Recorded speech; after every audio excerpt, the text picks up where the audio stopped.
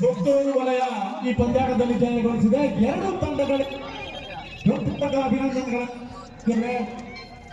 ಹರ್ಷಿತ್ ಪುತ್ತೂರು ಮತ್ತು ಹರ್ಷಿತ್ ವೈಯಕ್ತಿಕವಾಗಿ 48 ರನ್ಗಳನ್ನು ಗಳಿಸಿದ್ದಾರೆ.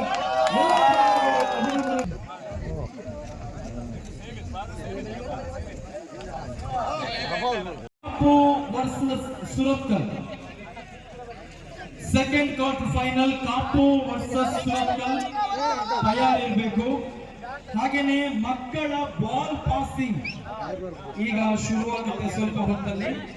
ಮಕ್ಕಳ ಬಾಲ್ ಪಾಸಿಂಗ್ ನ ಬ್ರಹ್ಮಾವರ ಕ್ಷೇತ್ರ ಆಯ್ಕೆ ಮಾಡಿಕೊಂಡಿದ್ದಾರೆ. ಸುರತ್ಕಲ್ ರಡ್ಡು ತಮಿಳಿನ ಕುಲ್ಲ ತಯಾರಾವಡ್ ಬಂದ ರಿಕ್ವೆಸ್ಟ್ ಮತ್ತೊಂದಿಲ್ಲ. ಈಗಾಗಲೇ ಅಲ್ಲಿ ಮಹಿಳೆಯರ ಮಡಕೆ ಹೊಡೆಯುವ ಸ್ಪರ್ಧೆ ಪ್ರಾರಂಭಗೊಂಡಿದೆ.